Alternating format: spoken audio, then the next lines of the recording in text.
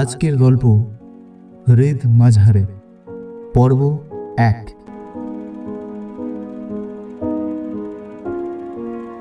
আমাদের গল্পের নায়ক রণদীপ রায়, young, dashing, handsome আর successful ইত্যাদি ইত্যাদি এরকম আরও কিছু বিশেষণ রণদীপের নামের সাথে পার্মানেন্টলি জুড়ে গেছে। এই শহরের মোস্ট এলিজিবল ব্যাচেলার। প্রতিটা মেয়েই শুধু ওর দিকে তাকিয়েই রয়ে যায়। আসলে ওর নিজের পার্সোনাল সেক্রেটারি থেকে ওর মডেল, মানে যারা যারা ওর ডিজাইনসের হয়ে কাজ করে, এমনকি সমস্ত মেয়ে ক্লায়েন্ট পর্যন্ত ওর দিকে শুধু তাকিয়েই থাকে। শুধুমাত্র ওর উপস্থিতি একটা রুমের সমস্ত মেয়েদের অ্যাটেনশন তৈরির জন্য যথেষ্ট। কিন্তু রণদীপ রায় এই পৃথিবীতে খুঁজে পাওয়া যাবে এমন একমাত্র মানুষ, খুব শান্ত ও নম্রভাবে মেয়েদের এই তাকিয়ে থাকাকে একদম জলে ফেলে দেয়। কিন্তু দিন দিন পরিস্থিতি অনেক জটিল হয়ে পড়ছে। 29 বছর বয়স হয়ে গেল, সব মেয়েদের মায়েরা এবার অধৈর্য হয়ে পড়ছে। যে কোনো প্রাইভেট পার্টিও যেন অসহ্য হয়ে উঠছে। আর তার সাথে আবার শিল্পা। নিজের বিশাল অফিসে খুব মনোযোগ সহকারে বসে কোনো একটা প্রজেক্ট নিয়ে কাজে ব্যস্ত আছে রণদীপ। ঠিক সেই মুহূর্তে ওর ফোনটা হঠাৎ করে বেজে ওঠে। Good morning sir, Alia ma'am লাইনে আছেন। ওকে, লাইনটা কানেক্ট করে দাও। ওর পিএ নাতাশা একটু মিষ্টিভাবেই ফোনে কথা বলে, আর তার উত্তরে ও জাস্ট এইটুকুই রিপ্লাই দেয়, ছোট। দি, অন্তত যখন অফিসে আছি তখন তো নয়। আমি আশা করি তুমি আমার পিএর সাথে কথা বলার সময় অন্তত ছোট বলো না। কিন্তু ভাই, তুই তো আমার ছোটই বল, আর আমি তো তোর দি। আমি জানি যে তোর পিএর সাথে কথা বলার সময় আমাকে ঠিক কি কি করতে হবে, ওটা নিয়ে তোকে ভাবতে হবে না, বুঝলি? ওকে, ঠিক আছে দি। তুমি আমার সাথে কোনো বিষয় নিয়ে কথা বলতে চাও? ভাই, আমি তোকে কল করলাম এইটাই মনে করানোর জন্য যে আজ সন্ধে কিন্তু তোকে সেনদের সাথে দেখা করতে যেতে হবে। মনে আছে তো তোর? আমি জানি দি। দেখ ভাই, আমার সাথে একদম কিন্তু এইরকম ভাবে কথা বলবি না। নিশি খুবই ভালো মেয়ে, সুন্দর, শিক্ষিত, খুবই নম্র এবং ভদ্র। আর দেখ, আমাদের মতোই সোসাইটি থেকে বিলং করে। আর আমারও কিন্তু ওকে বেশ পছন্দ। আর দেখ, এই বিয়ের পাশাপাশি রায় আর সেনদের মধ্যে বিজনেস রিলেশনটাও তো স্ট্রং হবে, বুঝতেই তো পারছিস ভাই। হ্যাঁ, আমি জানি দি। নিশির সাথে আগেও কয়েকবার সাক্ষাৎ হয়েছে। নিশি খুবই ভালো মেয়ে এবং নম্র, আমি আগেও ভেবেছি। কিন্তু বিয়ে নিয়ে একটুও ভাবতে চাই না। বিয়ে আমার ইচ্ছেগুলোর মধ্যে নেই। শুধুমাত্র দিদির ইচ্ছের জন্য বিয়েটা করতে চাইছি। দিদি যতক্ষণ খুশি থাকছে ততক্ষণ কাকে বিয়ে করছে সেসব নিয়ে ভাবার কোনো প্রশ্নই নেই। কিন্তু নিশিকে বিয়ে করলে সেটা বিজনেসের ক্ষেত্রে ভালো হবে, তাই ঠিক আছে দিদি, অফিসের পরে নিশিদের বাড়ি যাব এবং বিয়ের ব্যাপারে কথা বলে আসব। রণদীপ ফোনটা রাখার পর জাস্ট ল্যাপটপের স্ক্রিনের দিকে তাকিয়েছে। ঠিক সেই মুহূর্তেই ফোনটা আবার বেজে উঠল। হ্যালো স্যার, স্যার কেউ একজন মিস সেন আপনার সাথে দেখা করতে চাইছে। মিস সেন? তুমি বলতে চাইছো ও এখানে এসেছে?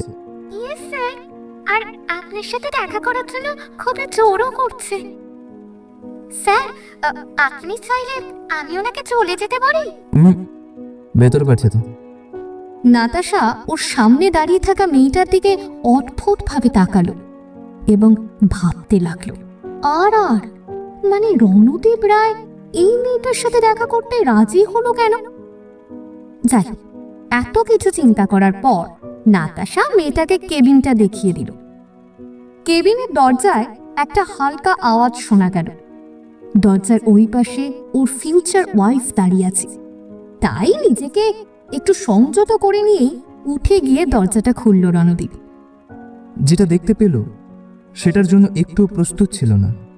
ওর সামনে যে দাঁড়িয়ে আছে সে নিশি নয়, আর তাকে দেখেও 16 বছরের একজন বাচ্চা মেয়ের থেকে একদিনও বেশি হবে বলেও মনে হচ্ছে না। হাঁটু পর্যন্ত একটা সি গ্রিন কালারের ডিজাইনার ড্রেস পরে আছে, সাথে হাই হিল, হাতে ডিজাইনার ব্যাগ, হাতে ব্রেসলেট ও কানে লম্বা ইয়াররিংস ঝুলছে। লম্বা কালো চুল কোমর পর্যন্ত দোল খাচ্ছে। রণদীপ কিছুক্ষণের জন্য ওকে দেখতেই থাকলো এবং অবাক হয়ে রইল। I am so sorry mister Roy. আসলে আমি ভেবেছিলাম আমি আপনার বিয়েকে আমার নাম বললে উনি হয়তো আমাকে আপনার সাথে দেখা করতে দিতে রাজি হবেন না। রণদীপ ওর দিকে তাকিয়ে আশ্চর্য হলো এবং মেয়েটা নার্ভাসভাবে পা নাড়তে থাকলো। আসলে আমি বলতে চাইছিলাম, আপনি যদি জানতে পারতেন আমি নিশি দিদি নই, তাহলে বোধহয় আপনি আমার সাথে দেখা করতে রাজিই হতেন না।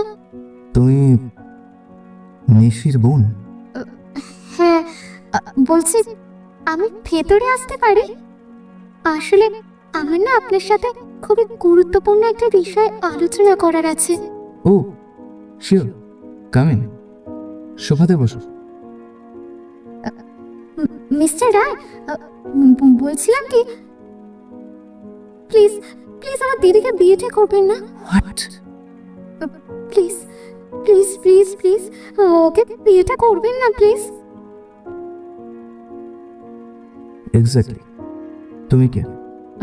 ও আই এম সো সরি, মানে আমি না নিজের পরিচয়টাই দিতে ভুলে গেছি। আমি দীপিকা, মিস দীপিকা সেন, নিশি দিদির বোন। রণদীপ ওর ছোট হাত দুটো ধরল। এর আগে তোমাকে তো কখনো দেখিনি। হ্যাঁ, মানে বাবা বলে যে সোশ্যাল পার্টি বা ইভেন্টসে যাওয়ার জন্য আমি নাকি খুবই ছোট। আর তুমি চাইছো আমি তোমার দিদিকে বিয়ে না করি? হ্যাঁ, মানে আসলে আমি না ঠিক সেইভাবে আপনাকে বলতে চাইনি। আসলে আপনি আমার দিদিকে বিয়েটা করতে পারবেন না। রণদীপ একজন 5 বছরের বাচ্চার সাথে কথা বলার মতোই জানতে চায়, কিন্তু কেন সেটা কি আমি জানতে পারি? ও আসলে আমার দিদি না আপনাকে ঠিক ভালোবাসে না। হুম, দেখো বাচ্চা মেয়ে। দেখুন, আমি কিন্তু মোটেও বাচ্চা নই। কত বয়স তোমার? 16? I am already 18। Really? Yes, গতকালই আমার 18তম বার্থডে সেলিব্রেট হলো। ওহো, আই এম সরি দীপিকা, কিন্তু আমি যেটা বলতে চাইছিলাম যে এই বিয়েতে কোনো রকম প্রভাব পড়বে না যে তোমার দিদি আমাকে ভালোবাসে না। এই বিয়ের সাথে আরো অনেক বিষয় জড়িয়ে আছে যেটা তুমি বুঝবে না।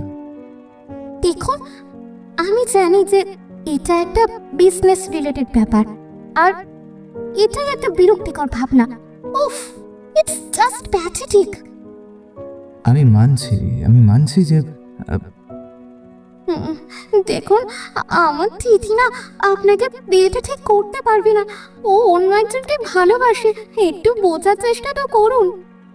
ও আচ্ছা, দেখুন, আই এম সো সরি এটার জন্য। আসলে আপনি জানেন, আমি হলে না আমি কিন্তু পার্সোনালি আপনাকেই প্রেফার করতাম। সত্যি থ্যাংক ইউ। হ্যাঁ, মানে আমার তো মনে হয় আপনি কত দেখতে সুন্দর আর খুব ভালো।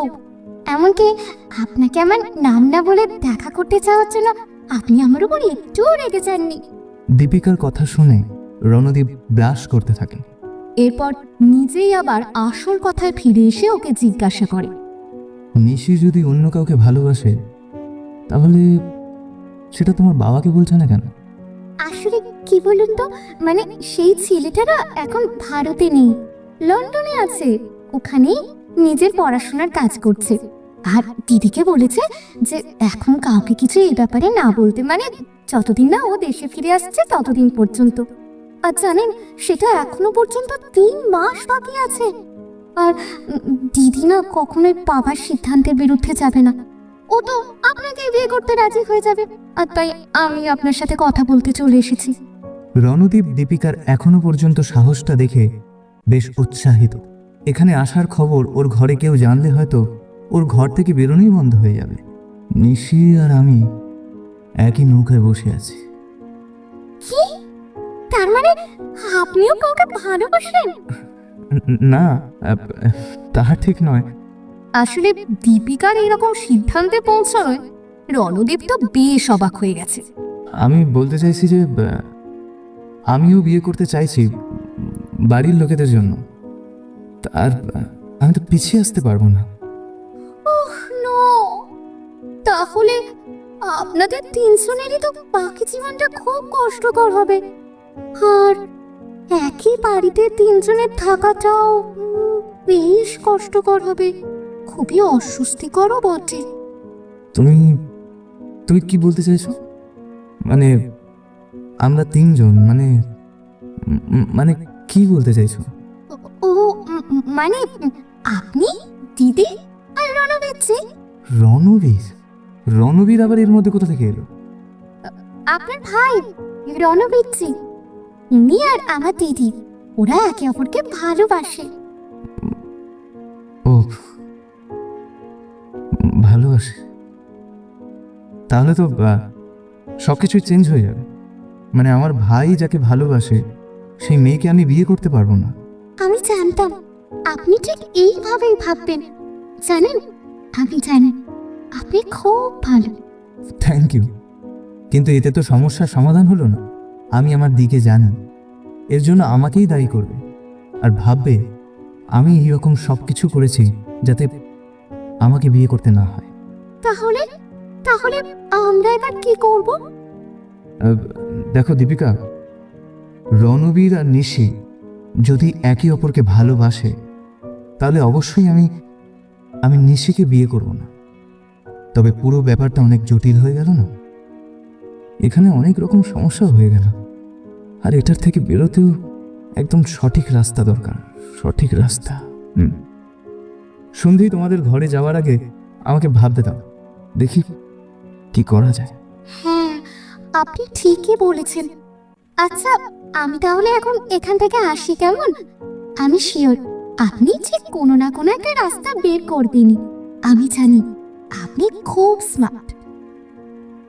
Thank you. চলো দরজাটা খুলে দিই। রণদীপ ওর জন্য দরজাটা খুলে দিল আর তারপর হাসতে হাসতে নিজের চেয়ারে গিয়ে বসল। এরপর রণদীপ রণবীরকে ফোন করলো যে লন্ডনে বিয়ে করছে। রণবীর জানালো যে সে নিশিকে অনেক দিন থেকেই জানে আর তারা একে অপরকে ভালোবাসে। রণদীপ এবার ফোনটা রেখে দিয়ে ভাবতে লাগলো এই রকম সময় ওর ঠিক কি করা উচিত। আসলে এই বিয়েটাকেও তো ও মানা করতে পারবে না, তাহলে যে বিজনেসের দিক থেকে অনেক বড় ক্ষতি হয়ে যাবে। আবার রাজি হলেও ফ্যামিলিতে একটা অস্বস্তিকর পরিস্থিতি সৃষ্টি হয়েই থাকবে। তারপর ও বসে বসে চিন্তা করতে লাগলো, আর ঠিক সেই মুহূর্তেই ওর মাথায় একটা ভাবনা চলিল।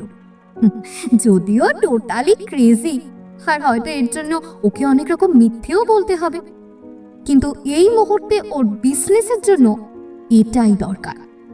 আর ওর ফ্যামিলি যা চাইছে তার জন্যও বলা যেতে পারে, কিন্তু ওর পুরো লাইফটাতে এটা কি ধরনের প্রভাব ফেলবে, আর এটা করা কি ঠিক হবে?